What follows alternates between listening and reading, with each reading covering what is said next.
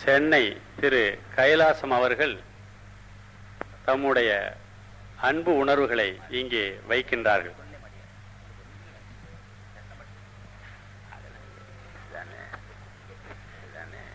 ஓ மகத்தீசாய நம.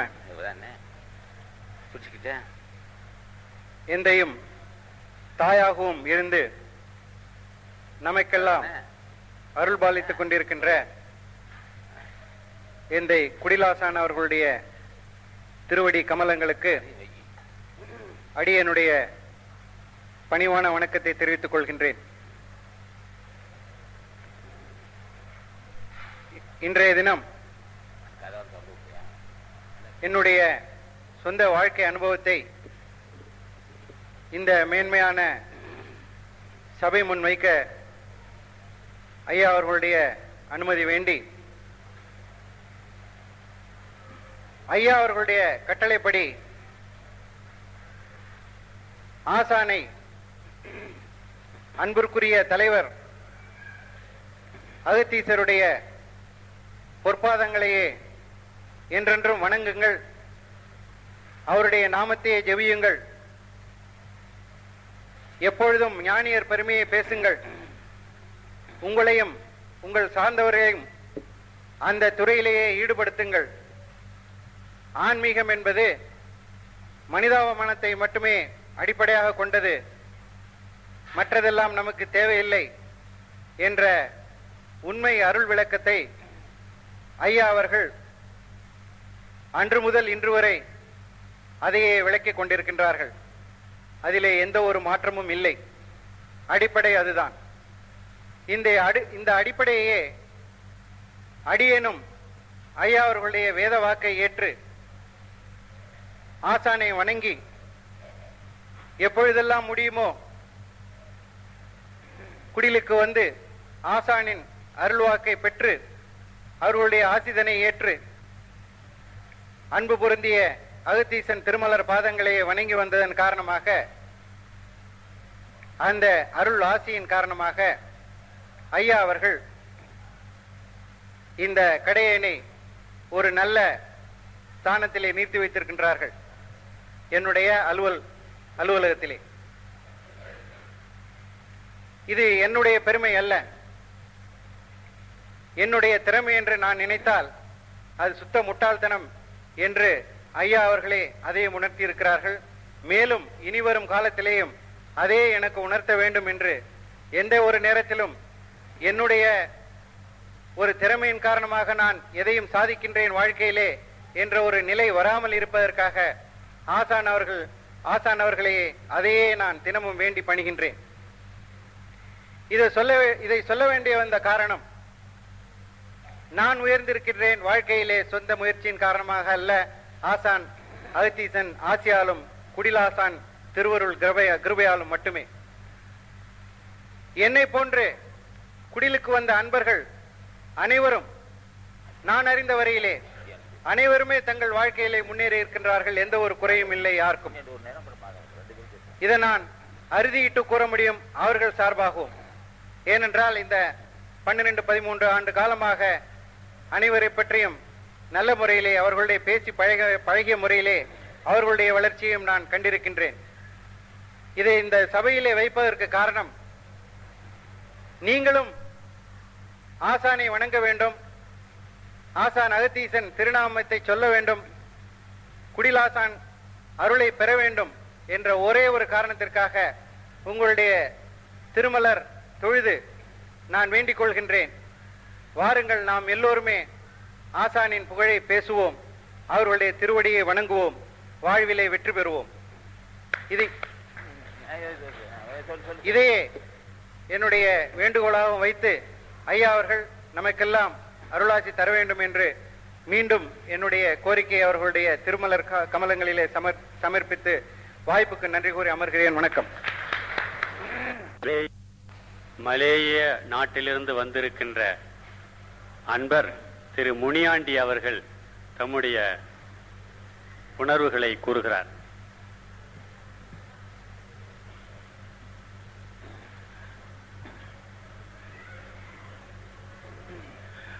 எனது உயிரின் மேலான என் குடிலாசன் அவர்கள் பொற்பாத கமலங்களுக்கு எனது பணிவான வணக்கங்கள். நான் என் குடும்பத்தாரும் தினமும் அகத்தீசனையும் குடிலாசனும் தினமும் வணங்குகிறோம். வாழ்க்கையிலே முன்னேறி வருகிறோம். அதே போல நீங்களும் தினமும் ஆசான் அகத்தீசனையும் குடிலாசானையும் வணங்கி உயர வேண்டும் என்று வேண்டிக் கொண்டு இதோடு முடித்துக் கொள்கிறேன். வணக்கம். துறையூர் அன்பர் ரோட்டரி சங்க தலைவர் திரு மாதவன் அவர்கள் இங்கே நம்மிடத்திலே உரையாற்றுகிறார்.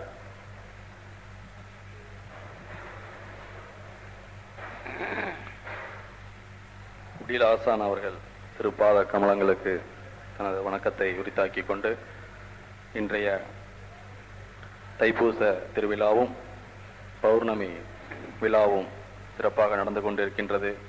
இந்த கூட்டத்திற்கு வருகை புரிந்திருக்கும் பெரியோர்கள், தாய்மார்கள், சகோதரிகள் அனைவரையும் வணங்கி,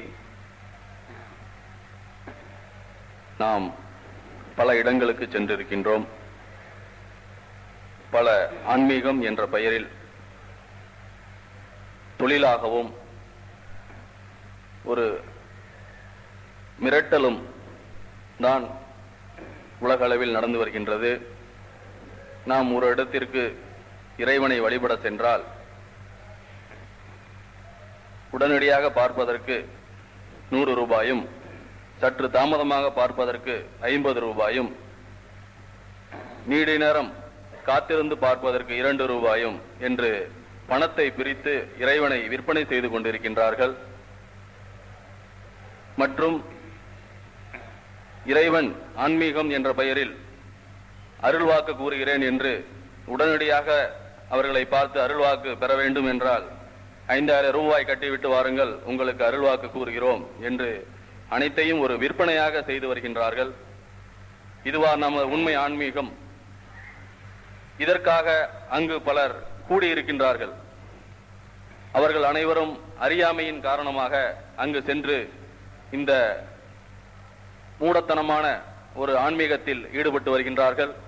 ஆனால் உலகளவில் எந்தவித சாஸ்திரங்கள், சம்பிரதாயங்கள் இல்லாமல் அமைதியாக உண்மை ஆன்மீகம் என்ற பெயரில் இறைவனே நமக்காக நமது குடிலாசான் ரூபத்தில் அவதரித்திருக்கின்றார்கள். ஆதி தலைவன் சிவபெருமானும் ஞான பண்டிதர் சுப்பிரமணியரும் நவகோடி சித்தர்களும் ஒன்று சேர்ந்து ஓர் உருவமாக இங்கு நமக்கு அவதரித்திருக்கின்றார்கள். நமது குடிலாசான் தவத்திரு ஐயா அவர்கள், அவர்களை நாம் தரிசிக்க இங்கு வாய்ப்பு கிடைத்திருப்பது, நாம் அனைவரும் இங்கு கூடியிருப்பது, இந்த மண்ணை மிதித்திருப்பது நாம் செய்த புண்ணியம். மேலும் நாம் வாழ்க்கையில் பல நலன்களையும் செல்வங்களையும் பெறுவதற்கு ஆசானை திருவடியை பற்றினோமானால் அவர்கள்தான் இவ்வுலகத்தை காப்பாற்றப் போகின்றார்கள். இப்பொழுது அவர்களை பார்க்கும் பொழுது ஒரு சிலருக்கு மிகவும் எளிமையாக தெரியும். ஆனால் அவர்கள் மனதில் என்ன இருக்கின்றது, அவர்கள் எவ்வாறு செயல்படுகின்றார்கள், எந்த நோக்கத்தில் அவர்கள் செயல்பட்டுக் கொண்டிருக்கின்றார்கள் என்பது ஐயாவை நெருங்கி பழகும் பொழுது அதை அனைவரும் உணர முடியும். ஆசான் அவர்கள், ஓங்கார குடிலாசான் அவர்கள் எந்த ஒரு சுயநலமும் இல்லாமல் முழுமையாக மக்கள் தொண்டே மகேசன் தொண்டு என்று கூறுவது போல முழுமையாக அனைத்து அறப்பணிகளையும் மக்களுக்கே சென்று அடைய வேண்டும் என்ற நோக்கத்தில் அனைத்தையும் செய்து வருகின்றார்கள். நேற்று கூட வடலூரில் நித்திய அன்னதானம் ஒன்றை துவங்கி வைத்து விட்டு வந்திருக்கின்றார்கள். அவர்களது திருவடியை பற்றி நம்மளது வாழ்க்கையில் ஏற்படும் பிரச்சனைகளை, குறைகளை நாம் அவர்களிடத்தில் பகிர்ந்து கொண்டோமானால் வாழ்க்கையில் அனைத்து செல்வங்களையும் பெற முடியும். நீங்கள் நினைத்த காரியத்தை நிறைவேற்ற முடியும். என்னுடைய வாழ்க்கை அனுபவத்தில் சமீபத்தில் நடந்த ஒன்றை உங்களோடு பகிர்ந்து கொள்ள ஆசைப்படுகின்றேன். கடந்த சனிக்கிழமை 7ஆம் தேதி அன்று இங்கு ரோட்டரியின் சார்பாக ஒரு மாவட்ட மாநாடு ஏற்பாடு செய்திருந்தேன். இதுவரை பல நகரங்களிலேயே நடந்து வந்த இந்த மாநாடு ஐயாவின் ஆசியாலும் ஐயாவின் அருள் கிரகத்தாலும் இந்த இடத்தில் மிகவும் அருமையாக எந்தவித குறையும் இல்லாமல் வந்திருந்த அனைவரும் சந்தோஷமாக வந்து இல்லம் திரும்பும் வரை எந்தவித பிரச்சனைகளும் இல்லாமல் பாதுகாப்பான முறையில் அவர்கள் இல்லம் சென்று அடைந்தார்கள். இந்த ஏற்பாடுகள் அனைத்தையும் ஐயாவின் ஆசியால் எங்களுக்கு எந்தவித சுமையாக தெரியவில்லை. இந்த சிறிய நகரத்தில் நாம் இவ்வளவு பெரிய ஏற்பாடுகளை செய்தோம், இதை எப்படி முடித்தோம் என்றே எங்களுக்கு வியப்பாக இருக்கின்றது. இந்த வகையில் ஒவ்வொரு செயல்களுமே ஆசானை வழிபட்டு ஆசானிடத்தில் உத்தரவை பெற்று நாம் செய்யும் செயல்கள் தடையே வராது. இது என்னுடைய முழுமையான அனுபவத்தில் உங்களிடத்தில் கூறுகின்றேன், இது சத்தியம். அதே போல இங்கு வந்திருக்கும் அனைவரும், நாம் முன் அமர்ந்திருக்கும் ஓங்கார குடிலாசான் அவர்கள் கடவுள். நாம் ஆன்மீகம் என்ற பெயரில் பல கோயில்களுக்கு சென்று அங்கு பல சடங்குகளை செய்து வராமல் இங்கு மிகவும் எளிமையாக கடவுளை நேரில் சந்தித்து தங்கள் குறைகளை பகிர்ந்து கொள்ள வாய்ப்பு இருக்கின்றது. அதை பயன்படுத்தி அனைவரும் வாழ்க்கையில் முன்னேற வேண்டும், அதற்கு ஆசான் அவர்களது ஆசி வேண்டும் என்று கேட்டுக்கொண்டு இந்த அரிய வாய்ப்புக்கு நன்றி கூறி விடைபெறுகிறேன். நன்றி, வணக்கம். ஓங்காரக்குடில் கடவுள், ஞான பீடம், ஞானத்தின் இருப்பிடம் ஓங்காரக்குடில். அந்த ஞானத்தின் சொரூபமாகிய தலைவன் உரையாற்றுகிறார்கள். இந்த அமைதியை நீடிக்குமாறு கேட்டு ஆசான் சொற்களை கேட்போமாக. அன்புள்ள பெரியோர்களே, தாய்மார்களே, உங்கள் அனைவருக்கும் வணக்கம். இந்த சங்கம் எப்போதும் நல்லபடியே செயல்படுகிறது. இதுக்கு யார் காரணம்? முழு முதற் கடவுள் ஆசான் ஞான பண்டிதனும் அகத்தீசன் காரணம், நவகுடி சித்தர்கள் காரணம். அடுத்து இந்த சங்கம் சிறப்பாக நடப்பதற்கு யார் காரணம்? தொண்டர்கள் காரணம். தொண்டனுக்கு தொண்டனாய் சொன்னார் குருராஜன். தொண்டனுக்கு தொண்டனாய் இருந்தாயாகில் தோணாத கருவெல்லாம் தோணும் பாருனார். கருவுங்கிற வார்த்தை பெரிய வார்த்தை, ஒரு அது நுட்பமான வார்த்தை. கருணா மூலம்னு அர்த்தம். இப்ப தொண்டனுக்கு தொண்டனாய் இருந்தான் ஆகில் தோணாத கருவெல்லாம் தோணும் பாரு. நாம என்ன செய்வோம்? காலை எழும்போதே தொண்டர்கள் திருவடியின் திறமையை தாங்கிக் கொள்வோம், மானசீகமா அவர் நீடு வாழ்ந்து வாழ்த்துவோம். அந்த ஒரே ஒரு நல்ல அந்த அது வந்து நடிப்பு இல்லை, அவர் நீடு வாழ வேண்டும். அது மட்டுமல்ல, துன்பம் சொன்னா அப்படியே பார்ப்போம், கை கழுவ மாட்டோம், கை நழுவிட மாட்டோம், அதை அப்படியே ஏற்றுக்குவோம். ஆக துன்பம் வர வேண்டிய அவசியம் இல்லை. துன்பம் எப்பாவது வந்தால் அதை தாங்கிக் கொள்ள வேண்டும் என்று நினைப்போம். அப்போ ஸ்தாபனம் நல்லபடி இருக்க வேண்டும், இந்த சங்கம் நல்லபடி இருக்க வேண்டும் என்றால் தொண்டர்கள் நல்லபடி இருக்க வேண்டும். தொண்டர்கள் நல்லபடி இருந்தால்தான் ஸ்தாபனம் நல்லபடி இருக்கும். ஆக அவர் நீடு வாழும் என்று வாழ்த்துக்கிறவன் நான், நடிப்பல்லது. ஒவ்வொரு அன்பர்கிட்டையும் மனவிட்டு பேசுகிறோம், இதயத்தை தூய சிந்தனை எடுப்போம். இது அன்பர்களுக்கு தெரியும். ஆக இந்த சங்கம் நல்லபடி இருப்பதற்கு காரணம் தொண்டர்கள். எல்லோருக்கும் தலைவனாயிருப்பது ஆசான் அகத்தீசர் சுப்பிரமணியர். ஆக ஒரு குடும்பம் நல்லபடி இருக்க வேண்டும் என்றால் குடும்ப தலைவன் நல்லபடி இருக்க வேண்டும். இந்த ஸ்டாப் நல்லா இருக்குன்னா நல்லா இருக்கணும், தொண்டர்கள் நல்லா இருக்கணும். ஆக இப்ப இந்த சங்கம் இந்த அளவுக்கு எப்படி வந்தது, இவ்வளவு சிறப்பாக அமைதுன்னா நாங்க தியானம் செய்யறோம். இப்ப எங்கிட்ட சில குறைவு இருந்தது. ஆரம்பத்துல எனக்கு முன்கோபம் இருந்தது, பொறாமை கொண்டு இருந்தது, எல்லா வகையான கொனைக்கடி இருந்தது. நான் ஆசானை கேட்டேன்.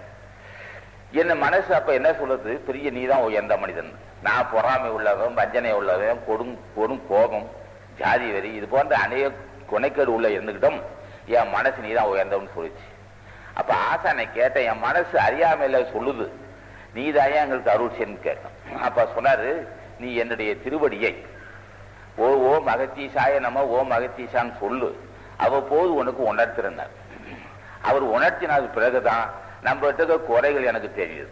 இல்லைன்னு சொன்னா என் மனசு ரொம்ப என்னை பாராட்டிக்கிட்டு இருந்தது. அது பாவத்தின் சின்னம். என்னை என் மனசு பாராட்டினால் பாவத்தின் சின்னம். அன்பர்கள் பாராட்டின அது அவங்க பண்பு. என்ன என் மனசு பாராட்டக்கூடாது, இன்னும் நீ ஒன்னுகிட்ட கொடுமை இருக்கு, ஒன்றுகிட்ட இன்னும் கொனைக்கேடு இருக்கு, உன்னிடம் கொனைக்கேடு இருக்கு என்று அது ஆசான் என்கிட்ட சொல்லணும். ஆக பெரியோர்கள் ஆட்சி இல்லை என்றால் முடியாது.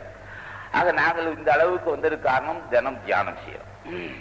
அப்ப தினம் தியானம் செய்தால்தான் மன அமைதி வரும். தினம் மன அமைதி வருவதற்கு ஓம் அகத்தீசாய நமன்னு சொல்றோம். அப்போ நம்ம என்ன செய்ய, அன்றாட பிரச்சனை கேட்கிறோம். தலைவனை கேட்டு கேட்டு பெறுகிறோம். இப்ப நம்ம இன்னைக்கு நேற்று போயிருந்தோம், வடலூர் போனோம். அங்கே அன்னதான நிகழ்ச்சி கொண்டு ஆரம்பித்தோம். எங்க பார்த்தாலும் இப்போ அன்னதான நிகழ்ச்சி நல்லபடி நடக்குது. அவர் ஒரு தகுதி கேட்டார் பாரு. இங்கேயும் அன்னதானம் நடக்குது. முதல் 5 பேருக்கு ஆரம்பித்தோம். 11/2/1988 அன்னதானம் ஆரம்பித்தோம். 5 பேருக்கு தான் சாப்பாடு போட்டோம். இப்போ இது 5000 பேருக்கு வளர்ந்துருக்கு. என்ன காரணம்? புண்ணியத்தை கொண்டே புண்ணியம் செய்ய வேண்டும். இப்போ குடும்பம் நல்லா இருக்கணும், என்ன செய்யணும்னா மாதம் 20 அன்னதானம் செய்யணும்னு சொன்னோம். இங்கேதான் அன்னதானம் செய்ய முடியாது. அடிவாரத்துக்கு அங்கே பாவம் ஏழையில மக்கள் செய்யலாம், அது திருவானைக்கு அவளை செய்யலாம். மாதம் 20 அன்னதானம் செய்யற குடும்பத்துல நல்லது நடக்கும்.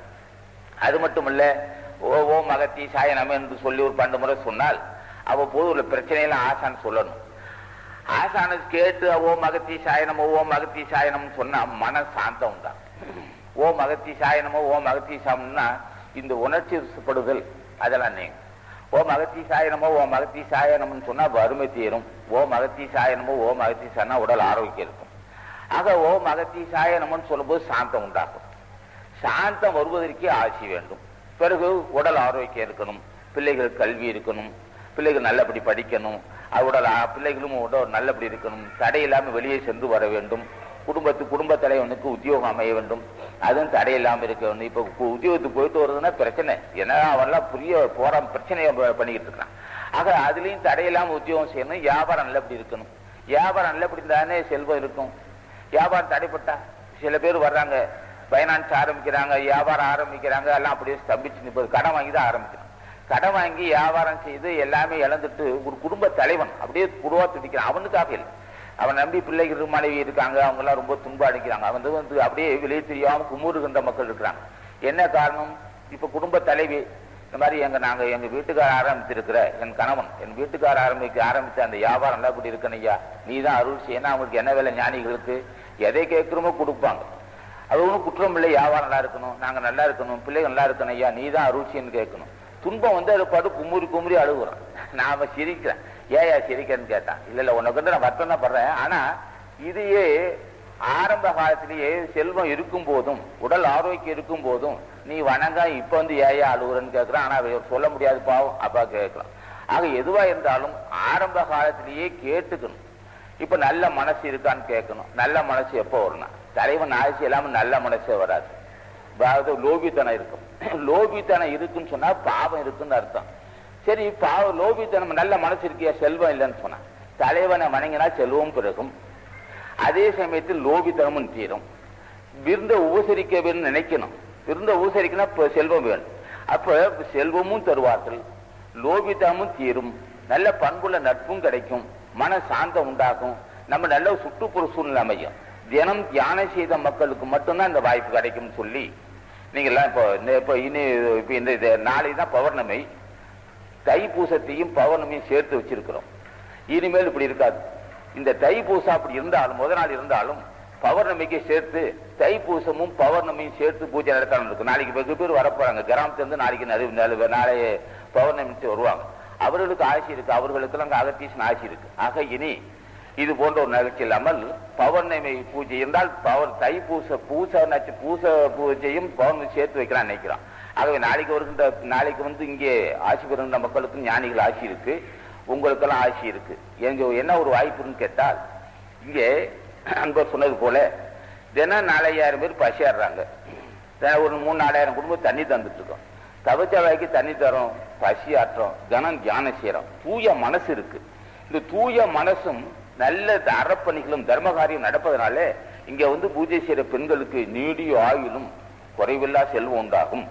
ஆகவே நீங்க எல்லோரும் இன்புற்று வாழ வேண்டும், உங்க குடும்பம் நல்லபடி இருக்க வேண்டும், பிள்ளைகள் நல்லபடி இருக்கணும், திருமண தடைப்பட்ட பெண்களுக்கு பண்புள்ள கணவன் அமைய வேண்டும், உடல் ஆரோக்கியம் இருக்க வேண்டும், தலைவனை அடைய வேண்டுங்கிற எண்ணம் இருக்க வேண்டும், தலைவனை நாம் அடையணும், கடவுளாக வேண்டும். மனிதருக்கு தான் ஆணவ பெண். அவையாரு கடவுள். காரைக்கால் அம்மையார் இவங்கெல்லாம் பெரியவங்க ஞானிகள். என்ன காரணம்? சொல்லி கொடுக்கணும். நீ எந்திரிக்கிறம்மா, நீ வேற ஒன்றும் சிந்திக்காது. காலையில் எழும்போது ஒரு பெண் 18 வயசு ஒரு பெண் தினம் அகத்தீசன பூஜை செஞ்சால் என்ன ஆகணும்? 30 வயசுல ஞானம் வந்துடும். ஞானம் வந்தோடனே குடும்பத்தை விட்டு போகின்ற அவசியம் இருக்காது. சிறந்த அறிவு, தன்னை பற்றி அறியக்கூடிய அறிவு வரும்.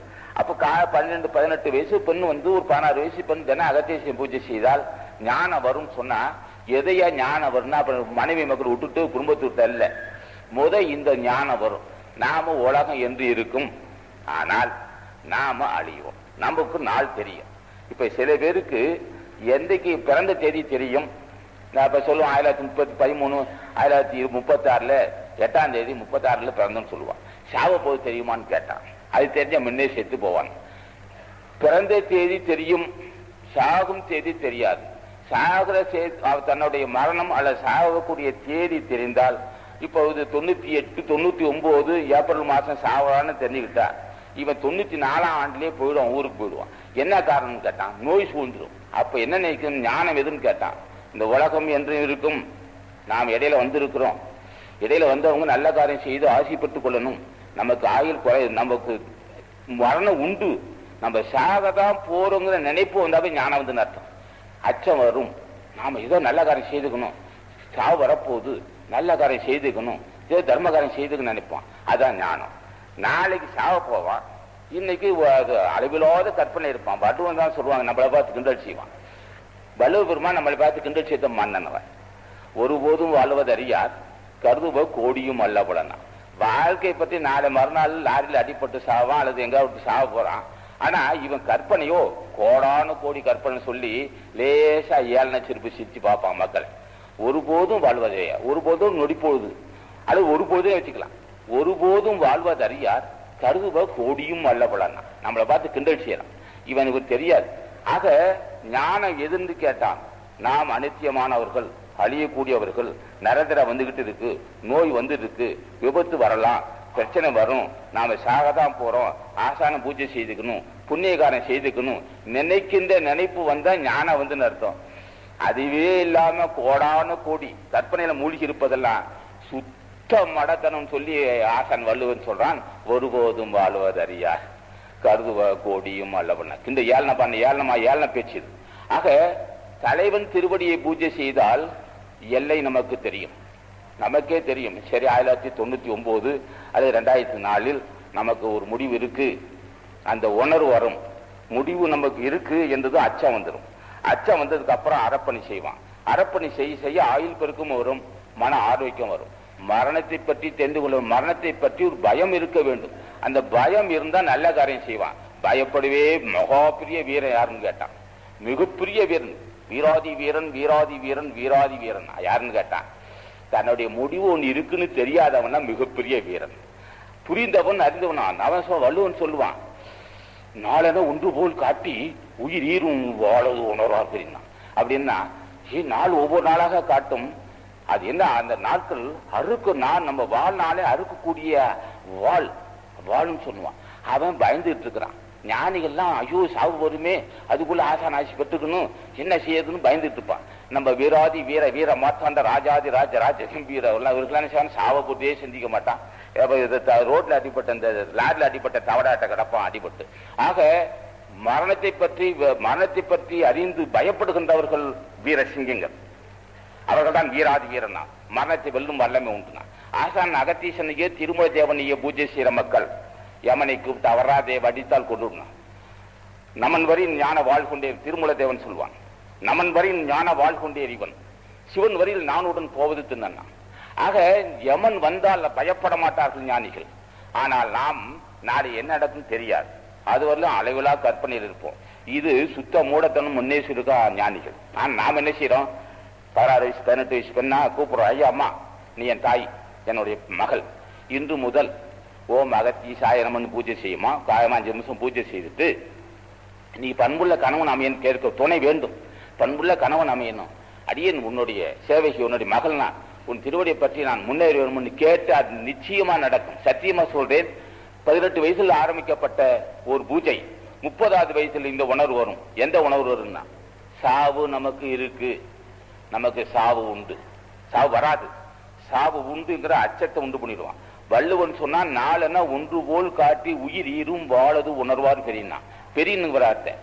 நல்ல சிறந்த ஞானிகள் நாட்களை என்ன நினைப்பான், தன் வாழ்நாளே அறுக்கக்கூடிய வாழ் என்று நினைக்கவன் பெரியோன், வீரம், மகாவீரன். நாளைக்கு அடிப்பட்டு சாவான், கொஞ்சம் கூட பத்தி சிந்திக்காம கற்பனையில் மூழ்கி இருப்பான். பேச்செல்லாம் பேச்செல்லாம் நிமிஷத்துக்கு 150 பேச்சு பேசுவான். லட்சக்கணக்கான வார்த்தை பயன்படுத்துவான், ஆனால் வாழ்நாளை பற்றி தெரியாது. ஆக வீண் கற்பனைகள், வீண் ஆரவார பேச்சுகள் எல்லாம் யமனிடம் செல்லாது. ஒரே ஒரு வார்த்தை, உன் திருமல தேவா, திருமல தேவா என்றோ அல்லது அகத்தீசா என்றோ அல்லது திருமல அருணகிரிநாதன் என்றோ ராமலிங்க சாமி என்றோ வள்ளுவ பெருமான் என்று சொன்னால் அவன் கையில் யமனை வெல்லுகின்ற வாழ் இருக்குனான். தான் நமன் வரி ஞான வாழ் கொண்டிருவினான், சிவன் வரி நான் உடன் போவது. ஆக இவர்களெல்லாம் பெரியோர்கள், ஞானிகள். இவருடைய தினம் பூஜை செய்தால் மரணமில்லா பெருவாள் பெறலாம். என்ன பெரியோர்கள் பக்குவத்து வந்தாதான் சிவன். பக்குவ சர்க்கரை இருக்குமிடம் சாந்தனு எறும்பு, பக்குவம் அறிந்தவுடன் பச்சை முகசனா. இப்ப இருக்க குடும்ப பெண்கள் சொல்றேன் கேட்டுங்க. ஒரே ஒரு முறை காலையில 10 முறை அகத்தீசா எனக்கு ஞான சித்திக்க. ஞானங்கிறது ஒண்ணு அவங்க ஒரு பெரிய பெரிய மேதைகளுக்கு சொந்தம் நினைக்க வேணாம். பெரிய பெரிய மேதைகள் தான் அந்த ஞானத்தை பேசணும் அவசியம் இல்லை. கை நாட்டு ஒன்றுமே இல்லாதவர்கள், நிற்கதியானவர்கள், மடையர்கள், அவர்கள் கூப்பிட ஆசான் அகத்தீசனை கூப்பி கை கூப்பி, ஏன்னா நீங்களாம் பெரியவங்க ஐயா, என்னையும் ஒரு பார்வைப்பா, நீ தான் அருள் செய்யணும் அகத்தீஸ்வரா என்ற, அல்லது ஒரு நந்தீசா அல்லது திருமல தேவா அல்லது கரூர் தேவான்னு சொன்னா நிச்சயம் ஞானம் சித்திக்கும். இது ஒரு வார்த்தை முடி வச்சுங்க.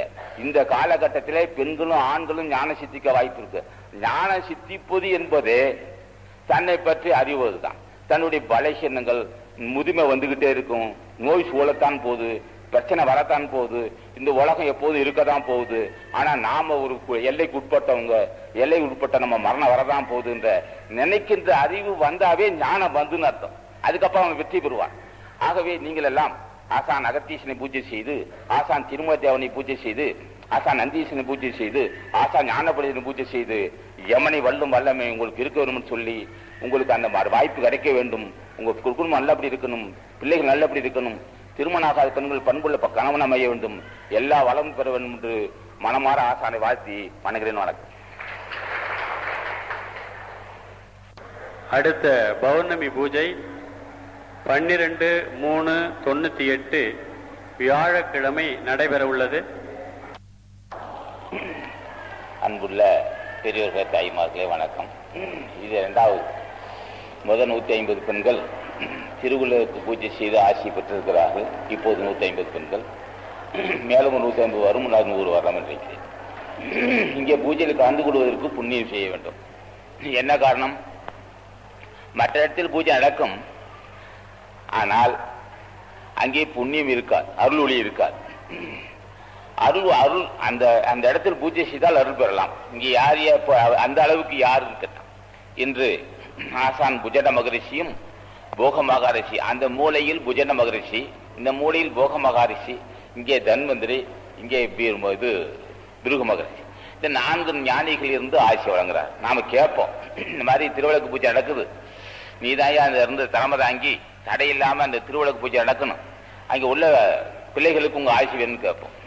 இந்த மாதிரி வேண்டுகோள் விட்டுதான் கேட்போம். நாங்க இது விழாவில் மட்டும் கவனம் செலுத்த மாட்டோம். தடை இல்லாமல் பூஜை நடக்க வேண்டும், வருகின்ற அந்த பெண்களுக்கு உங்க ஆசி வேண்டும், நீ தான் அருள்ச்சின்னு கேட்போம். அந்த ஆசி என்ன செய்யும்? பெண்கள் அவங்க ஆசி எப்படி இருக்குன்னு கேட்டான். இப்ப திருவிளக்கு பூஜையில கலந்து கொள்கின்ற பெண்களுக்கு ஆசி உண்டு. எப்படின்னு கேட்டான். வருவாய்க்கு உட்பட்டு செலவு செய்ய என்ன வரும், ஆசி வந்துட்டு. அவங்க அதை நினைப்பாங்க, இவங்க அதை நினைப்பாங்க. சின்ன வீட்டுல குடியிருக்கிறோம், 4 பேர் நம்மள மதிக்க நினைப்பாங்க. ஆசி இருந்தா அவன் மதிச்சான்னா மதிக்காட்ட அவசியம் இல்லை. நம்ம வருவாய்க்கு இந்த சின்ன வீட போதும், நம்ம கடன் வாங்கிட்டு வீடு கட்ட வேண்டிய அவசியம் இல்லை என்கிற என்ன வருவதுக்கு ஆசி வேணும். சில பேர் என்ன செய்யறாங்க, அவங்க மதிக்கணும் இவங்க மதிக்கணும்னு சொல்லி நகை போடணுப்பாங்க. ஞானிகள் ஆசி இருந்தா அவங்க நகை போட்டா, நம்ம நகை போட்டாதான் அவங்க மதிக்கிறாங்கன்னா அவங்க தேவையில்லைன்றோம். இது ஆசி. இந்த உணர்வு வந்துடும். வருவாய்க்கு உட்பட்டு தான் செலவு செய்ய வேணுங்கிற நினைவு வந்தாவே கடவுள் ஆசி வந்துட்டு. எப்படியாவது அவங்க மதிக்கணும் இவங்க மதிக்கணும், இவ்வளவுதான் எங்க வசதி, இந்த வீடு இருந்தா போதும், அவங்களுக்காக நான் டிவி டெக்கு வாங்கியவங்களுக்கு அவசியம் இல்லை, அவங்க எங்களை மதிக்கணும்னு அவசியம் இல்லை. ஆசி வந்ததுன்னு அர்த்தம். குடும்ப தலைவனுக்கு ஆசி வந்தது. எப்படின்னு வருவாய்க்கு உட்பட்டு செலவு செய்யவன்கிற நினைவு வந்த கடவுள் ஆசி வந்ததுன்னு அர்த்தம். கடவுள் இருக்கிறாங்க இல்லைன்னு சொன்னா அவர்களுடைய கற்பனைகள், அவர்கள் அந்த எண்ணங்கள் மாறும். கடன் வாங்குவார்கள், வீடு கட்டுவார்கள். இந்த மற்றவருக்கு மதிக்க வேணுங்கிற எண்ணம் வந்தாவே பலகீனம் வந்தது. வசதி இருக்கலாம், வசதி வாய்ப்புள்ள மக்கள் அதை நினைக்கலாம். புண்ணியவான்கள்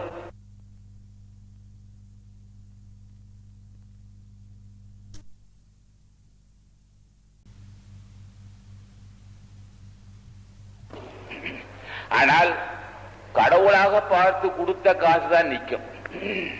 வேறு வகையில பொருள் வந்தா நிக்காது. வள்ளுவனே சொல்லுவான், சலத்தால் பொருள் செய்தே மாற்றல் பசுமற் களத்து உள்ளீர் வேதிரியற்றுனா. ஆக நீதிக்கு உட்பட்டு வாழ வேணுங்கிற எண்ணம் வந்தா ஆசை வந்தது, வருவாய்க்கு உட்பட்டு வாழ வேணும் என்ற ஆசை வந்தது, குடிப்பழக்கத்துக்கு ஆட்படக்கூடாது என்ற குடும்ப தலைவனைத்த ஆசை வந்தது. இதெல்லாம் ஆசை வந்து அர்த்தம். கடன் வாங்கிதான் வீடு கட்ட நினைப்பு வராம இருந்த ஆசை வந்தது, உள்ளதை கொண்டு நல்லபடி வாழ்வங்க தான் ஆசை வந்தது. ஆக ஆசை வந்ததுன்னு கேட்டான். மனைவி முகத்தை பார்த்ததும் ஏதோ துன்பமாக இருக்கிறாள், நாம் அதை அனுசரித்து போக வேணுங்கிற நினைவு வந்து ஆசை வந்தது. கணவன் முகத்தை பார்த்தது மனைவி ஏதோ என்று குழப்பத்தில் இருக்கிறார், வியாபாரத்தில் அல்ல உத்தியோகத்தில் வேறு குழப்பத்தில் இருக்கிறார், நம்ம அனுசரித்து பேச வேணுங்கிற நினைவு வந்து ஆசை வந்தது.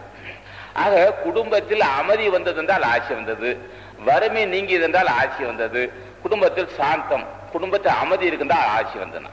குடும்பத்தில் கொந்தளிப்பு, பிரச்சனைகள், கடன் சுமை, நோய், இது போன்ற பிரச்சனைகள் வந்தால் ஆசை இல்லைனர். இப்ப 4 மகான்கள், 4 பெரிய பெரிய ஞானிகள் உங்களுக்கு ஆசி வழங்குகிறார்கள். உங்களுக்கு ஆசி மனம் சாந்தம் உண்டாகும். மனம் எப்போ சாந்தம் வரும்? குடும்பத்தில் வருவாய் வேண்டும். அது குடும்பத்தில் குடும்ப தலைவன் குடிப்பழக்கத்துக்கு ஆட்பட்டான், குடும்ப தலைவன் குடிப்பழக்கத்துக்கு ஆட்பட்டான். என்ன ஆசைனா அப்படியே வெளியே தெரியாம தடுமாறிட்டு இருப்ப குடும்ப தலைவி ஆசானை கேட்கிறார், நான் அமைதியோடு வாழ ஆசைப்படுகிறேன், நீதான் அருள் செய்ய. ஆசி வந்தது. குடும்ப தலைவன் குடிப்பழக்கத்திலிருந்து விடுபட்டான், ஆசி வந்தது. குடும்ப தலைவன் வீண் ஆரவார செலவு செய்கிறான், அங்கெல்லாம் ஹோட்டல உட்காந்துக்கிட்டு சீட்டாடிக்கிட்டு இருப்பான். குடும்ப தலைவன் சீட்டாடுகிறான் என்றால் சனியம் பிடிச்சு போச்சுன்னு அர்த்தம். சனியம் பிடிக்குதுன்னு அர்த்தம். குடும்ப தலைவன் சீட்டாடுகிறான், குடிப்பழக்கத்துக்கு ஆட்படுகிறான், வீண் ஆரவார நட்புள்ளவன பழகிறான். குடும்ப தலைவனுக்கு ஆகாத ஒன்று குடிப்பழக்கம், சூதாடுதல், வீண் ஆரவார செய்யக்கூடிய பசங்க. வீண் ஆரவார செய்யக்கூடிய பசங்க கூட ஒருத்தன் குடும்ப தலைவன் போகிறான் என்றால் குடும்பத்தை சனியா வந்து அர்த்தம். யார் வீட்டு வரணும்? தலைவன் ஆசி இருந்தால், ஆசான் புஜண்ட மகரிஷியும் போக மகரிஷியும் ஆசான் ஞான பண்டிதன் ஆசி இருந்தால் அது போன்ற பழக்கத்துக்கு குடும்ப தலைவன் அடிமைப்பட மாட்டான். ஆக வருவாய்க்கு உட்பட்டு தான் செலவு செய்ய வேண்டிய எண்ணம் வருவது ஆசி இருக்க வேண்டும். குடும்ப தலைவி தினம் பூஜை செய்ய வேண்டும். எங்கள் குடும்பம் நல்லபடி இருக்க வேண்டும். 2 குழந்தை தான் இருக்கு, அது நீதாயா காப்பாத்துன்னு சொல்லணும். அப்ப என்ன செய்யணும்? குடும்ப தலைவனை பற்றி மனைவி குடும்ப தலைவி பூஜை செய்யணும். ஐயா நல்லபடி வாழ்றான், யாரோ சில பேர் வர்றான், அவன பார்த்தா கோட்டு சூட்டெல்லாம் போட்டுட்டு இருக்கிறான், ஆனா பார்த்தா நாகரிகமா இருக்கிறான், எல்லாம் குடிகார பெண்களா இருக்கான், ஐயா நீதான் காப்பாத்துன. அவன் தயவு தேவையில்லை, அவன் தயவு வீட்டுக்கு வர்றான்னு சொன்னவே தலைவனை கேட்கணும். இவெல்லாம் பார்த்தா குடிகார பசங்களை மாதிரி தெரியலாம், குடிகார பசங்கன்னுப்பா. நாகரிகம். குடும்ப தலைவனை கட்டுவான், 4 பேரும் வீட்டுக்கு போனா கொண்டு போடுவான், தண்ணி போட சொல்லுவான். ஆக அது போன்ற சன்னியன்கள் வரக்கூடாது. ஏன் யார் வேணும் கேட்டான்? ஆசான் அருணைநாதன் ஆசியும், ராமலிங்க சாமிகள் ஆசியும், திருமூல தேவன் ஆசியும், அகத்தீசன் ஆசி இருக்கணும். அது போன்ற ஞானிகளை வணங்குற குடும்பத்தில் அது போன்ற சனியன் வரமாட்டான். நாகரிகமா இருப்பான், அவனை கொண்டு போயிடுவான். குடும்ப தலைவனை கொண்டு போய் பழக்கத்தை உண்டு பண்ணிடுவான். குடும்ப தலைவனுக்கு ஒரு வகையான குணக்கேடு, குடி வழக்கத்தை உட்படுகிறான் என்ற அந்த சனியின் வீட்டுக்கு வரக்கூடாது. அது போன்ற சனியின் வீட்டுக்கு வந்தால் நமக்கு ஆசானை கூப்பிடணும், இந்த பசங்க இனிமேட்டு வீட்டுக்கு வரக்கூடாதுன்னு சொல்லணும். இந்த பசங்க இனிமேட்டு வீட்டுக்கு வரக்கூடாது. யாரும் பேச நம்ம பெண்கள் பேச முடியாது, நீதாயா அருள் செய்யன்னு கேட்டா நிச்சயம் அருள் செய்வாங்க. ஆக குடும்பம் நல்லபடி இருக்க வேண்டால் குடும்ப தலைவன் நல்லபடி இருக்க வேண்டும். குடும்ப தலைவன் நல்லபடி இருந்தால் ஆசி இருக்க வேண்டும். ஆசி பெற வேண்டால் மாத 20 கண்ணதானம் செய்ய வேண்டும். ஆக குடும்ப தலைவியும் தலைவனும் பிள்ளைகள் நல்லபடி இருக்க வேண்டும், தலைவன் ஆசி இருக்க வேண்டும். இப்ப ஏன் பூஜை செய்யணும்னு கேட்டான். எதுக்கு பூஜை செய்யறோம்? இந்த பூஜை எதுக்குன்னு கேட்டான். நம்ம குடும்பம் தலைவனும் இருக்க வேண்டும், கடன் சுமை இல்லாமல் இருக்க வேண்டும், குடும்ப தலைவன் நோய் நொடி இல்லாது இருக்க வேண்டும், குடும்ப தலைவன் எல்லாம் இருக்க வேண்டும். ஆகவே இப்ப நம்ம பூஜை செய்வது முதுபெரும் தலைவன் அருணகிநாதனும் மகத்தீசனும் திருமூல தேவனும் ஆசா ஞான பண்டிதனும் ஆசி வழங்கி இருக்கிறார்கள். இங்கே ஒரு முறை பூஜை செய்ய வாய்ப்பு கிடைத்தால் யமனை வல்லுகின்ற வல்லமை உண்டாகணும். யமன் எதுன்னு கேட்டான், அறியாமையே நமக்கு யமன். ஒன்றை பற்றி புரிந்து கொள்ளாமலேயே வாழ்க்கை நடத்துவான். எதெல்லாம் நஷ்டப்படுதோ அதெல்லாம் முனைப்பானிப்பான். அதெல்லாம் யமன் நமக்கு. ஆகவே எதையும் புரிந்து கொள்கின்ற அறிவு இருந்தால் அங்கே ஆசி இருக்கு. செய்துவிட்டு சிந்திப்பது அது யமன் சொல்லுவான். ஆகவே நாம் குடும்பம் நல்லபடி இருக்க வேண்டும், எதை ஆழ்ந்து சிந்திக்கக்கூடிய அறிவு இருக்க வேண்டும். துன்பத்தைரம் வரத்தான் செய்யும் குடும்பத்திற்கு அஞ்சாவது நெஞ்சத்தோடு இருந்து தாங்கிக் கொள்ள வேண்டும். ஆக குடும்ப தலைவி தான் மிகப்பெரிய பொறுப்புள்ளவர்கள். அந்த பெண் தினமும் பூஜை செய்ய வேண்டும். எதுக்காக பூஜை செய்ய வேண்டும்? நாங்கள் நல்லபடி இருக்க வேண்டும், எங்க பிள்ளைகள் நல்லபடி இருக்க வேண்டும், என் வீட்டுக்கார் நல்லபடி இருக்கட்டும், நான் நல்லபடி இருக்க வேண்டும், கடன் சுமைக்கு ஆட்படக்கூடாது, வியாபாரம் நல்லபடி இருக்க வேண்டும், உத்தியோகத்தை தரைவரக்கூடாது, விவசாயம் நல்லபடி இருக்க வேண்டும், எதுவும் ஆழ்ந்து சிந்திக்கூடிய அறிவு வேண்டும், துன்பத்தை கண்டு அஞ்ச வேண்டும் என்று கேட்க வேண்டும். இது போன்ற அறிவு வந்தால் ஞானம். நம்ம இன்னமே சொல்லியிருக்கிறோம், சாவை பற்றி பயப்பட வேண்டும். ஏய்யா நம்ம உங்களுக்கு தெரியாதது, சாவை பற்றி பயப்படுகின்றவனுக்கு ஞானம் வந்து அர்த்தம். ஞானிகள் அத்தனை பேரும் சாவை கண்டு பயப்படுவார்கள். ஏன் நான் சாகுனார்? சாவை கண்டு பயப்பட வேண்டும். யார்? குடும்ப தலைவி, குடும்ப தலைவன், அவனை நம்பிதான் அந்த பிள்ளைங்க இருக்கு. ஆகவே தலைவனை வணங்கி மரணம் நம்மளுக்கு முடிவு வருவதற்கு முன்னே நல்லது செய்து கொள்ள வேண்டும். என்னையா இதோ சிறு வயசு பையன்களே சாவறான், 30-35 வயசுல அடிபட்டு செத்து போறான், குடிப்பழக்கத்தை ஆட்பறான். என்ன வயசுன்னு கேட்டோம். 35 வயசாச்சுன்னா இருதயம் பூராவும் வெந்து போச்சுன்னா, தண்ணி போட்டே வெந்து போச்சுன்னா, அப்ப எந்த அளவுக்கு பாவம் செய்திருக்கிறான்? 35 வயசுல தன் நிலை இழந்து கிடக்கிறான் ரோட்ல. என்ன காரணம்? பாவம். அவனுடைய பாவம் குடிப்பழக்கத்தை உண்டு பண்ணது, அவன் பாவம் சூதாடுகின்ற பழக்கத்தை உண்டு பண்ணது, அவன் பாவம் வரவுக்கு மீறி செலவு செய்யற பழக்கத்தை உண்டு பண்ணது, அவன் பாவம் மற்றும் மதிக்க வேண்டும் நினைக்கிறான், தேவையில்லை நினைக்கணும். ஆக தினம் தியானம் செய்யற மக்களுக்கு ஓம் அகத்தீசாய நமோ ஓம் அகத்தீசான்னு சொன்னா, எனக்கு நல்லது கிட்ட தெரியாதையா, நான் குடும்பம் நடத்தணும், நீதான் எங்களுக்கு அருள் செய்யணும் கேட்டால் நிச்சயம் அருள் செய்வார்கள். தொட்டது தொடங்கும், வியாபாரம் எல்லாம் இருக்கும், விவசாயம் எல்லாம் இருக்கும், உத்தியோகம் எல்லாம் இருக்கும், குடும்பம் எல்லாம் இருக்கணும். ஒரு குடும்பம் நல்லபடி இருக்குது என்றால் அங்கே ஒன்று புண்ணிய பலம் இருக்க வேண்டும், இல்லை அருள் பலம் இருக்க வேண்டும். அருள் பலம் பெறுவதற்கு என்ன வேணும்னா ஓம் அகத்தீசாய நம. ஒரு 2 நிமிஷம் நான் முன்னமே சொல்லியிருக்கேன், 2 நிமிஷம் ஓம் அகத்தீசாயம் சொன்ன போதும். அது உடைய விளைவு என்ன இருக்குன்னா, ஓம் அகத்தீசாய நம என்று சொல்லுகின்ற அந்த வேதம், அந்த ஈடு இணையில்லாத மந்திரம், ஒப்புயில்லாத அந்த உயர்ந்த ஒரு ஞான ஒளி, அந்த சொல், அது குடும்பத்தில் அமைதி உண்டு பண்ணும். அது 7-14 லோகமும் கிட்டுக்கிட்டு நடுங்க செய்யணும். ஓம் அகத்தீசாய நம என்று சொன்னால் 7-14 லோகமும் கிட்டுக்கிட்டு நடுங்கன்னா அவன் சாவுக்கு பயப்படுவான். யமனை கண்டு அஞ்ச மாட்டான், எவனுக்கும் அஞ்ச மாட்டான். யமனை கண்டு அஞ்சாத நெஞ்சம் யாருக்குன்னா அது ஞானிகள் ஆசை உள்ள மக்கள் தான். பெண்களுக்கு ஞானம் உண்டுன்னு பலமுறை சொல்லியிருக்கிறேன். ஞானம் பெறுவதற்கு நான் முன்னமே ஞானம் எதுன்னு கேட்டான், நமக்கு முடிவு ஒன்று இருக்கு, அதுக்குள் நம்மை காப்பாற்றி கொள்ள வேணுங்கிற அறிவு வந்தால் ஞானம் வந்தது. அது எப்போ வரும்னா, அது தினமும் நாமத்தை சொன்னால் அன்றி ஓம் அகத்தீசாய நம என்று சொன்னால் அந்த பயம் வந்துடும். பயப்படுகின்றவன் யமனை வெல்லுவான். சாவை கண்டு அல்லது மரணத்தை கண்டு பயப்படுகின்றவன் யமனை வெல்லுவான். சாவை கண்டு அல்லது முடிவு நமக்கு இருக்கு, மரணம் இருக்குன்னு நினைக்காதவன் நிச்சயமாய் சத்தியமாய் செத்தே போவான். ஆக நீங்க ஒரு வாய்ப்பு உங்களுக்கு கிடைக்கும். நீங்க வேண்டி ஆசான் அகத்தீச வேண்டி எனக்கு ஞானம் சித்திக்கின, அதான் சொன்ன ஞானம் என்பது முடிவு ஒன்று இருக்கு என்று நினைத்து தற்காத்து கொண்டுதல் ஞானமாகும்.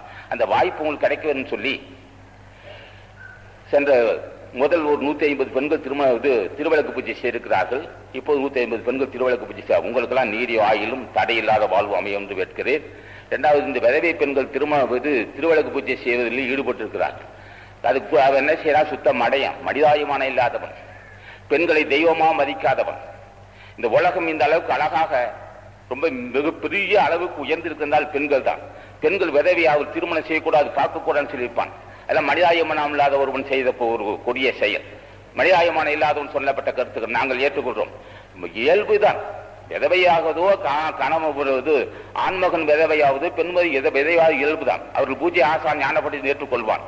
ஆகவே தடையில்லாத பூஜை செய்து எல்லா பெண்களும் ஒன்றே ஒன்று, எனக்கு ஞான சித்திக்கு வந்து கேட்பதனால் குற்றமில்லை, ஞானம் என்பது ஒருவருக்கு மட்டும் உரிமை அல்ல, எல்லாருக்கும் உள்ளதுதான். சொல்லித்தரோடு மொழியோடு சொன்னால் அவையாரும் காரைக்கால் அம்மையாரும் ஞான வாழ்வு பெற்றிருக்கிறார்கள். நீங்கள் அந்த வாய்ப்பு இருக்கு. ஒரே ஒரு முறை ஓம் அகத்தீசாய நமோ ஓம் அகத்தீசாய சொல்லி எனக்கு ஞான சித்திக்கணும் ஐயா, அது உண்மை ஆண்களுக்கு மட்டும்தான் உறுதின்னு சொல்லிட்டு இருக்கிறாங்க. எங்களுக்கு இந்த வாய்ப்பு தரணும், நீ தான் அருள் செய்ய என்று காலையில் 3 நிமிடம் மாலையில் 3 நிமிடம் நாமத்தை சொன்னால் அவர் குடும்பம் எல்லாம் இப்ப நல்லபடி இருக்கும், உடல் ஆரோக்கியம் இருக்கும், ஆழ்ந்து சிந்திக்கூடிய சிறப்பறி வரும், துன்பத்தை கண்டு தோண்டு விடாது வீர உணர்ச்சி இருக்கும், எல்லா நன்மை உண்டாகும் என்று சொல்லி இந்த நீங்கள் எங்களை வாழ்த்த வேண்டும். நான் என்னை வாழ வேண்டும், நீங்கள் என்னை வாழ வேண்டும் என்று வாழ்த்த வேண்டும். எங்க சங்க அன்பர்கள் வாழ வேண்டும், நாங்கள் வாழ வேண்டும், உலகமெல்லாம் செழிக்க வேண்டும், எங்கு பார்த்தாலும் அமைதி நிலவ வேண்டும். ஒரே ஒரு வேண்டுகோள், முக்கியமான வேண்டுகோள். இந்த ஆன்மீக என்ற பேரில், ஆன்மீகம் சன்மார்க்கம் அது ஆன்மீக என்ற பேரில் வியாபாரம் நடத்துவதாக அன்பர் மாதவன் சொன்னார். அதுக்கு அடிப்படை காரணம் அறியாமை உள்ளவன், பொருளாதாரத்தையே அவன் பெரிதாக நினைக்கிறவன், காசே தான் கடவுளாடான். அவன் அப்படி சொல்லி வச்சிருக்கான் இவனுக்காக. ஆக காசை தெய்வமாக மதிக்கிறான். கடவுளை அவன் பூஜை செய்தால் பொய் சொல்லாமலேயே காசு நிறைய சேரும். இந்த சங்கம் பொய் சொல்லாமல் இருக்கிறதுக்கு காரணம் பெரியவரை வணங்குறான். நித்திய அன்னதானம் செய்யணையா, நீ தான் அருள் செய்யன்னு கேட்கிறோம். ஆக தலைவன் ஆசி இல்லாமலே அன்னதானம் செய்யறது, சன்மார்க்க சங்கம் நடத்துறது, ஆன்மீக சங்கம்லாம் ஏமாத்து வேலை. அவனை ஏமாத்துக்கிறான். தக்க ஆசான் இல்லாத குருகுல வாசம் இல்லாதனால அந்த மாதிரி கொடுமை இருக்குது. ஆகவே உலகம் எல்லாம் செழிக்க விருந்தால் எங்கு பார்த்தாலும் உண்மை ஆன்மீகம் பரவ வேண்டும் கேட்டு நீங்கள் வாழ வேண்டும், உங்க குடும்பத்தார் நல்லபடி இருக்க வேண்டும், பிள்ளைகள் நீடு வாழ வேண்டும், தடையில்லா வாழ்க்கை அமைய வேண்டும், நீங்களும் ஞான வாழ்வு பெற்று வெற்றி பெற வேண்டும், மரணமில்லா பெருவாழ் பெறும் என்று உங்கள் திருவடியை வணங்கி ஆசானை வணங்கி கேட்டுக்கிறோம். வணக்கம்.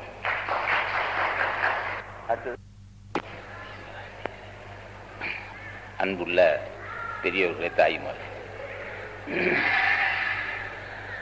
நடைபெறுகின்ற ஒவ்வொரு பூஜையிலும் பூஜை செய்கிற முறை சொல்லியிருக்கிறோம். எப்படி பூஜை செய்ய வேண்டும், கடவுளை என்ன கேட்க வேண்டும் என்றெல்லாம் சொல்லியிருக்கிறோம். செல்வம் உள்ளவர்கள் மேலும் செல்வத்தை கேட்பார்கள், வறுமை உள்ளவர்கள் வறுமை நீங்க கேட்பார்கள், செல்வம் உள்ளவர்கள் மேலும் செல்வம் கேட்பார்கள். சொந்த வீடு வாடகை வீட்டில் குடியிருப்பவர்கள், அது எங்களுக்கு தெரியும், வாடகை வீட்டில் குடியிருந்திருக்கிறேன், மாதத்துக்கு மாதம் வாடகை ஏற்றுவார். அதையாவது கொடுத்த உடனே குற்றம் இல்லை.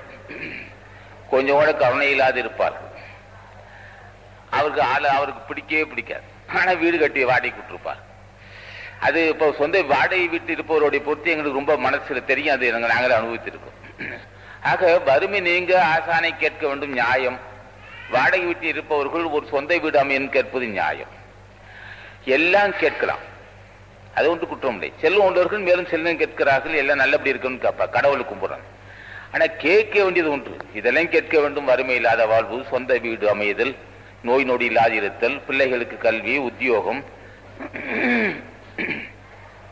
பையனுக்கு நல்லபடி திருமணம் ஆகணும், எல்லாம் கேட்கலாம். திருமணம் ஆனதுக்கு அப்புறம் குழந்தை பாக்கியம் கேட்கறது நியாயம்தான்.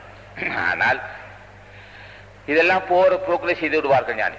மகளுக்கு திருமணம் செஞ்சுக்கிறோம், பிள்ளைக்கு மகளுக்கு ஒரு குழந்தை இருக்குன்னு நினைக்கிறது நியாயம்தான். ஆக புத்திரபாக்கி அமையவனுங்கிறது நியாயம்தான். ஆனால் ஒன்றே ஒன்று கேட்கணும், மரணமில்லா பெருவாழ்னு சொல்லியிருக்கிறோம். இந்த மரணமில்லா பெருவாழ்வு என்பது சாதாரண விஷயம் இல்லை. இப்ப இது ஓடுகின்ற காற்றை இப்பதான் ஞானத்தை சொல்றோம், காதல் விழுந்து வைக்கிட்டோம். பெண்களுக்கு உண்டு ஞானம், அவையார் சொல்றார். அவையாரு ஞான மார்க்கத்தை வெற்றி பெற்றார். ஞானம் தான் முன்னே சொன்னோம், தன்னை பற்றி அறிவதே ஞானம். தன்னை அறியும் திண்மம் ஒரு வெண்ணிலாவே, ஒரு தந்திரனை சொல்ல வேண்டும் வெண்ணிலாவே. ஆக தன்னை அறிவதே ஞானம்.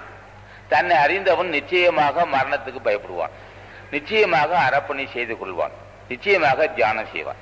அப்ப தன்னை அறிந்து கொள்வது ஞானம். அப்ப அவர்கள் தான் மரணமில்லா பெருவாழ் பெறுவார். ஆக மரணமில்லா பெருவாழ்வு பெறுமா என்னவென்னு கேட்டான். இப்ப நாம ஒரு நாளைக்கு ஒரு நாள் ஒன்றுக்கு 21,600 முறை சுவாசம் வந்து போகும். நாளிகை 24 நிமிடங்கள், 360 சுவாசம் மூச்சு காத்து வந்து போகும். ஏனையா பெண்கள் மத்தியில் இப்ப ஞானத்தை பேச ஆரம்பித்து விட்டே இருந்தான். எல்லாருக்கும் உரியதுதான், கேட்டு வைக்கலாம். இப்படி ஒன்று இருக்கு, யாரும் சொல்ல மாட்டான், அவங்களுக்கு என்ன தெரியுவான். அது அந்த காலத்துல. இப்ப கல்லூரியில மக்கள் இருக்காங்க, இப்படி கேட்டு வைக்கிறோம். ஒரு நாள் ஒன்றுக்கு 21,600 முறை, 21,600 முறை மூச்சு காற்று வந்து போகும். இது ஆண்களுக்கும் பெண்களுக்கும் உண்டுதான். ஆக இந்த பக்கம் 6 முறை, இந்த பக்கம் 6 முறை. இப்ப காலையில் இன்னைக்கு தேதி வந்து இப்ப செவ்வாய்க்கிழமை காலை 6 மணிக்கு வலது பக்கம் சுவாசம் வரணும். 6ல இருந்து 8 வரையிலும் வலது பக்கம் சுவாசம், 8ல இருந்து 10 வரலும் இப்படி இருக்கும். 12 முறை, 24 மணி நேரம், 12 2 மணி நேரத்துக்கு ஒரு முறை மாறணும். இந்த பக்கம் மூச்சு காற்று காலையில 6ல இருந்து 8 வரைக்கும் சூரியகலை இருக்கணும். வலது பக்கம் சூரியகலை, இடது பக்கம் சந்திரகலை, 8ல இருந்து 10 வரலும் சந்திரகலை. 6 கால ஏறினாங்க, 8 பொறுவியடி 6 காலடியோ, விட்டாலும் பாரமடி வீதியிலே தான் மறைத்து, கட்ட கயிறெடுத்து கலைநாள் சேர்த்திருக்கி அட்டாள தேசமெல்லாம் கண்ணம்மா ஆண்டு இருந்தால் ஆகுன. அப்போ எல்லாருக்கும் மூச்சு காற்று உண்டுதான். பெண்களுக்கு ஆண்களுக்கு உண்டுதான். ஆனா 2 மணி நேரத்துக்கு ஒரு முறை மாறுங்கிறத தெரிஞ்சு வச்சுக்கிறேன். காதல் விழுவுது இது உங்களுக்கு. இது காதல் விழுந்தாவே அதை பத்தி ஒண்ணு சிந்திக்கிற முடியும், சிந்தித்தால் தான் புரியும். ஆக இந்த 2 பக்கம் வருகின்ற காற்றை யோகி என்ன செய்யறான், ஒரு பக்கம் செலுத்துகிறான், ஒன்றாக்கிறான். சேர்ப்பதுதான் தான். ஏற்றி இறக்கி இருகாலும் பூரிக்கும் காற்றை பிடிக்கும் கணக்கறிவாரில்லை. காற்றை பிடிக்கும் கணக்கறிவாளருக்கு கூற்றை உதைக்கும் குறியாதவான்னு சொன்னாரு அவையார். இது திருமந்திரத்தில் இருக்குது. அவையார் சொல்வார், 77,000 நாடி அவற்றுள் சொன்னது அவையார். 77,000 நாடி அவற்றுள் முழு 10 நாடி முதல் நாள். 77,000 நாடி நரம்புகள் இருக்கு. அதுல முக்கியமான நாடி 10 நாடினார். இன்னொரு படியில நரம்பெனும் நாடி இவையனுக்கெல்லாம் உரம்பெறும் நாடி உண்டுனார். அது ஈஸ்வர நாடி. அது புருமத்திக்கும் குண்ட சக்தியும் துணையாக ஒரு பாலம் மாதிரி அமைஞ்சிருக்கணும். இதையும் காதல போட்டு வைக்கிறோம். என்ன காரணம்னா, இதனால வரல ஆண்களுக்கே உரிய அந்த ஞான மார்க்கத்தை பெண்களுக்கும் உண்டு என்பதற்கு நான் பேசிட்டு இருக்கேன். போய் கடைசியா ஞானம் பேசிட்டு இருக்கேன். ஆக இந்த 2 பக்கம் வருகின்ற காற்றை ஒருமுனைப்படுத்து என்பது சாதாரண விஷயம் அல்ல. ஆசான் அகத்தீசன் ஆசி இருக்க வேண்டும், திருமூல தேவன் ஆசி இருக்க வேண்டும், இல்ல அருணகிரிநாதன் ஆசி இருக்கணும். எல்லாம் ஞானிகள் தான். அத்தனை பேரும் 2 பக்கம் சேர்த்திருக்கிறார்கள். ஒரு பதம் தன்னை தூக்கி, ஒரு பதம் தன்னை மாற்றி, 2 பதம் ஆடுகின்ற இயல்பனை அறிந்தாயானால் குருபதம் என்று சொல்லும் குறிப்புண குள்ளையாச்சி வரும்பதம் நாகைநாதர் மலரடி தொழுவாய் நெஞ்சினர்.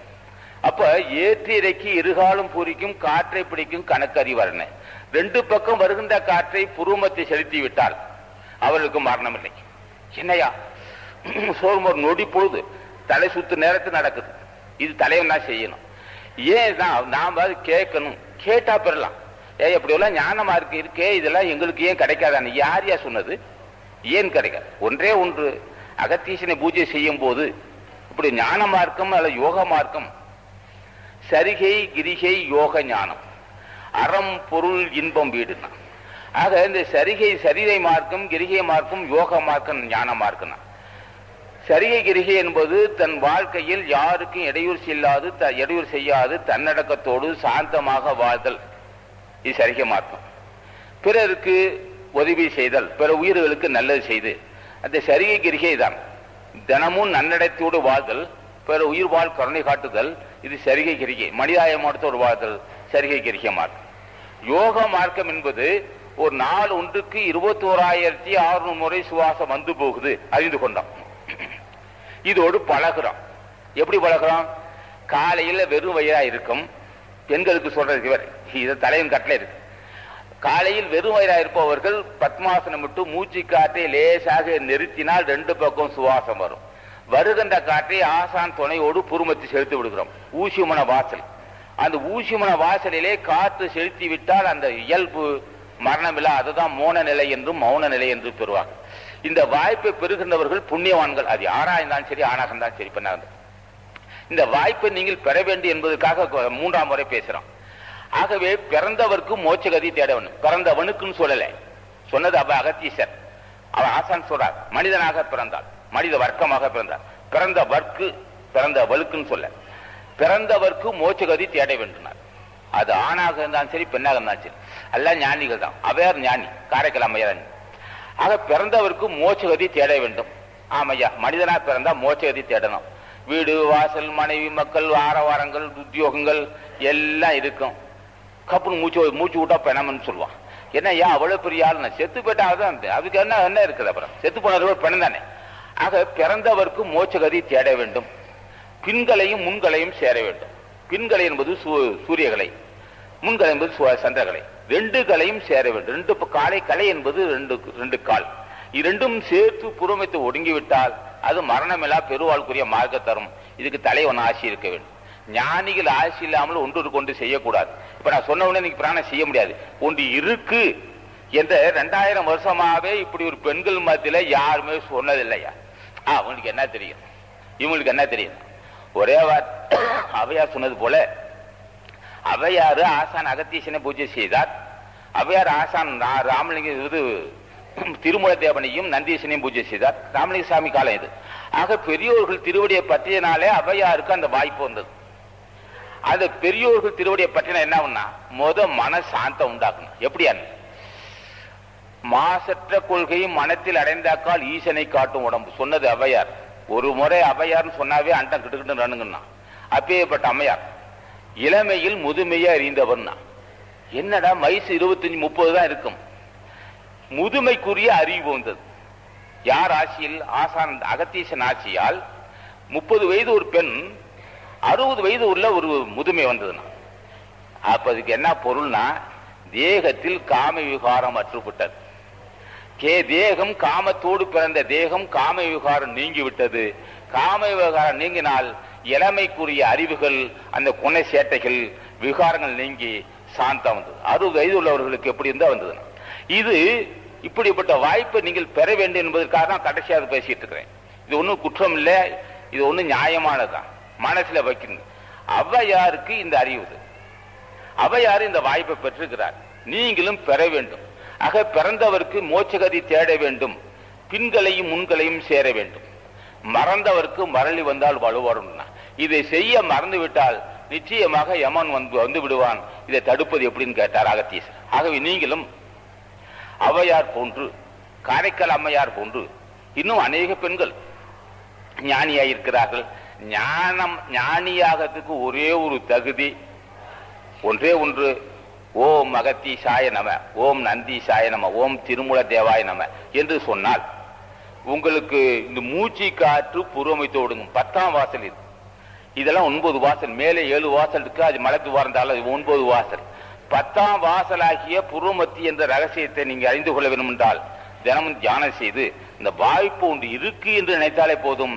இந்த ஜென்மத்தில் உங்களுக்கு அந்த வாய்ப்பு கிடைக்காவிட்டாலும் அடுத்த ஜென்மத்தில் கிடைக்கும் சொல்லி, முதலில் ஞானிகள் நாமத்தை சொல்லி, ஆசா அகத்தீச நாமத்தை சொல்லி, இப்போது இருக்கிற பிரச்சனைகள், இரவு நேரத்தில் பெண்கள் எல்லாம் அப்படியே உயிர் ரொம்ப சோர்வடைகிறார்கள். மலச்சிக்கல் பிரச்சனைகள், சால முடியாத மாத தூரமாகாதிருத்தல், இவ்வாறு பல பிரச்சனைகள். இது பிரச்சனைகள் என்ன ஆகும்? தொடர்ந்து மலச்சிக்கல் ஏற்பட்டு ரத்தம் கெட்டுவிட்டால், அந்த சமயத்தில் கரு தெரித்தால் பிள்ளைக்கு மந்த புத்தி. அந்த பிள்ளை ஒரே வகுப்பு 4-5 வருஷம் இருப்பான். பாஜாரை பிடிச்சி வெளியே தள்ளினாதான் வெளியே வருவோம். அதே சமயத்தில் சரியானபடி தண்ணி குடித்து உடம்புல நீர் கட்டு இருக்கக்கூடாது, அசுத்த நீர் உடம்புல தங்கக்கூடாது. தொடர்ந்து தண்ணி சரியானபடி பெண்கள் குடிக்காமல் அவர் உடம்புல நீர் தங்கிவிட்டால், அசுத்த நீர் உடம்புல கட்டு தங்கிவிட்டால், அப்போ கருவு தெரித்தால் என்ன ஆகுனா, ஊமை பிள்ளை பிறக்குனா. இது கன்னடா நாம செய்த பானு.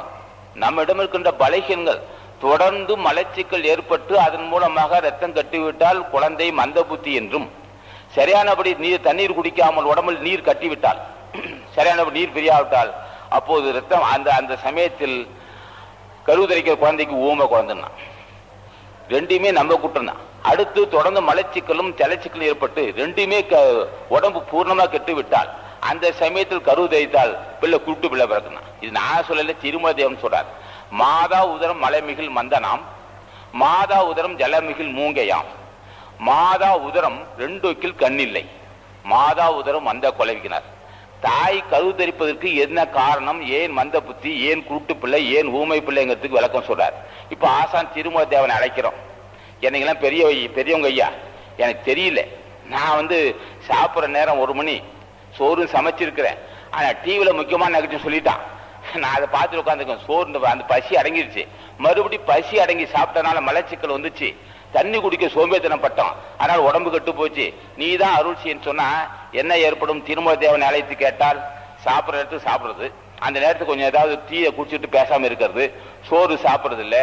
இதனால அந்த உடம்புல கீரை சேர்த்துக்கணும், பழங்கள் சேர்த்துக்கணும், நம்மை காப்பாற்றிக் கொள்ளுங்க உணர்வு தலைவன் ஆட்சிந்தாதான் முடியும். ஆகவே நீங்கள் எல்லாம் இது போன்ற ஒரு பலகீனமான குழந்தையை பெற்றெடுக்காமல் சிறந்த அறிவுள்ள குழந்தைகளாக, சிறந்த கல்வி உள்ள குழந்தைகளாக, உடல் ஆரோக்கியம் உள்ள குழந்தைகளாக பெற்றெடுக்கணும். நல்ல சூழ்நிலை உங்களுக்கு அமைய வேண்டும், நீங்களும் முன்னேற வேண்டும் என்று கடைசி நேரம் 3வது பேச்சில் ஞானத்தை பற்றி சொல்லியிருக்கிறேன். வாய்ப்பு உங்களுக்கு இருக்கும் என்று நினைக்கிறேன். வாய்ப்பு இருந்தவர்கள் தான் இது பேசுகிறேன். ஆகவே இந்த வாய்ப்பு எனக்கு கிடைத்திருக்கு, உங்களுக்கு சொல்லுகிறோம், என் அனுபவத்தை சொல்லுகிறோம். நான் கை நினைக்கிறீங்க, இதெல்லாம் எங்களுக்கு தெரியும். நான் யோக நெறி கடைபிடித்தவன், வாசி வசப்பட்டவன், அதனால தான் இந்த அளவுக்கு வந்திருக்கிறோம். ஔவையார் அந்த வாய்ப்பு பெற்றிருக்கா, நீங்களும் பெறுவன்னு சொல்லி 422 பெண்கள் சொன்ன முதல் பகுதியாக 150 பெண்கள், அடுத்த பகுதி 150 பெண்கள், இப்போ 122 பெண்கள், மொத்தம் 422 பெண்கள் இன்றைக்கு திருவிளக்கு பூஜையில் ஈடுபட்டிருக்கிறீர்கள். உங்களுக்கு எல்லா நன்மை உண்டாக வேண்டும். உங்கள் பிள்ளைகள் நல்லபடி இருக்க வேண்டும். திருமணம் தடைப்பட்ட பிறகு தடையில்லாத திருமணம் நடக்க வேண்டும். புத்திரபாக்கி இல்லாத மக்களுக்கு புத்திரபாக்கி உண்டாக வேண்டும். எல்லா நன்மையும் பெற வேண்டும். நீங்கள் எங்களை வாழ்த்த வேண்டும். மனமாற குடியரசான் வாழ வேண்டும், தொண்டர்கள் வாழ வேண்டும் வாழ்த்தினார். அது எங்களுக்கு துணையா இருக்கும் சொல்லி இந்த சங்கம் நீடு வாழ வேண்டும். தடையில்லாத சகலம் தடையில்லாத நல்லபடி இருக்க வேண்டும். நீங்கள் வாழ்த்த வேண்டும். நீங்க வாழ வேண்டும், குடும்பம் வாழ வேண்டும் என்றும் ஆசான் அகத்தீசனை திருவடியை வணங்கி மனமாற உங்களை வாழ்த்துகிறேன். நீங்களே எங்களை வாழ்த்த வேண்டும். உங்களை நான் வாழ்த்துகிறேன் சொல்லி முடிக்கிறேன். வணக்கம்.